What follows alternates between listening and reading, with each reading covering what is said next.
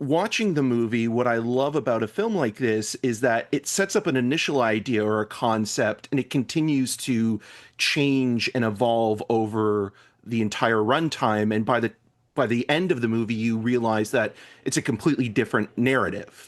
And the Mhm. evolution of something and the maturity of something and the growth of a movie, I think, is so vital in terms of telling a story. What was your initial reaction to the script, but also now looking back at the film versus when you first were in pre-production? So my reaction to the script, I think for me, first and foremost, I was a fan of Johnny Ma, from the get-go. So when the opportunity came up for me to audition, I was like, yeah, of course, like this is, something that I really, really want to be a part of. He wrote this character specifically, like in his words, as like the Prince Charming type as well too.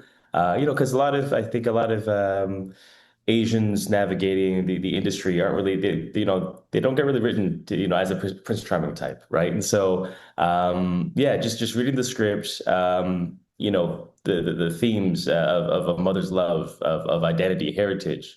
For me, it's what really really drew me to the project to create a film. About this story, about this niche, sort of very specific story, and to see it released, Canada wide in the US. I think it's sort of a miracle. It's been. I just feel very very grateful to just be a part of it. Just to be able to tell this story. When you're a fan of a filmmaker or know what the project is, does that create any kind of nerves or intimidation when you want to impress that person or you respect their work as much as you do with Johnny?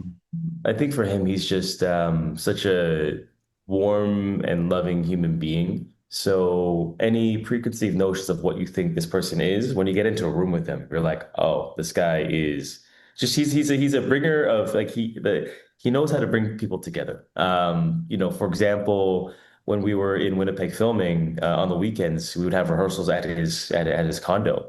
And it was just a labor of love. It was a labor of love. We'd go out and grab food afterwards, and you just create this atmosphere where it was a family atmosphere. And so like I said, any preconceived notions that I've had in terms of his work and the respect, that kind of, it doesn't go out the window, but you're like, that takes, it becomes second fiddle, because he's just so present with you when it comes to the process of it all, right? Is that something as well that he was, upfront with in talking to you about his process and working in North America for the first time Mhm. and making a feature? Because he's expressed some frustration in interviews about maybe the process at times not being, what he thought it would be or sort of navigating it. Was that something that he discussed with you at all? I can't really speak for Johnny in terms of his frustrations, but I think for him, like I said, he's the architect, he's a mastermind. But for him, like he doesn't have I don't think he doesn't have one process. For him, he just has, ultimately, it's very, very fluid.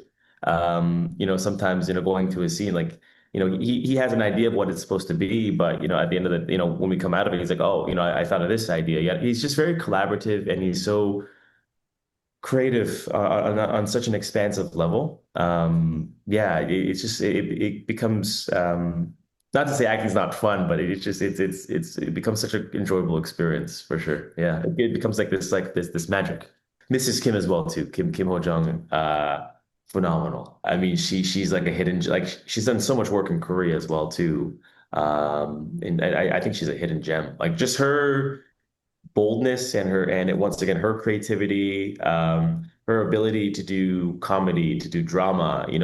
It's sometimes I think if you do, if you get mixed up in different genres, it becomes sort of a caricature in a way. But for her, it's grounded in such humanity and such realism and honesty. Watching her work as well too. Like for me as well, doing the scenes, I'm literally just taking it off of her. I'm not even acting. I'm just like listening and reacting, because she just gives you so much. When you're looking at playing a role like this, does tone Mhm. ever come into your mind as an actor? In terms of process, you're trying new things or you're trying things before you go into filming. But I think Johnny said he's like, hey, listen, I cast you for a reason. So just trust that that you are enough. Trust that what you bring to the table. There's an essence about you.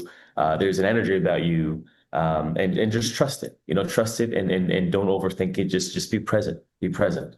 I think that that's sort of the sort of message that he gave us, the advice that he gave us on a basis when we would be filming.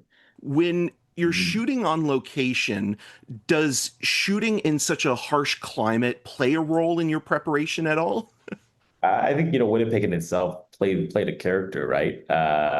This desolate, not desolate. I mean, that's kind of I love Winnipeg. Winnipeg was such a good time, but yeah, it just plays a character in itself. It creates a backdrop. It creates a tone. It creates it just it's. I think yeah, Winnipeg in itself really mirrors what Sarah's feeling as well too throughout the film.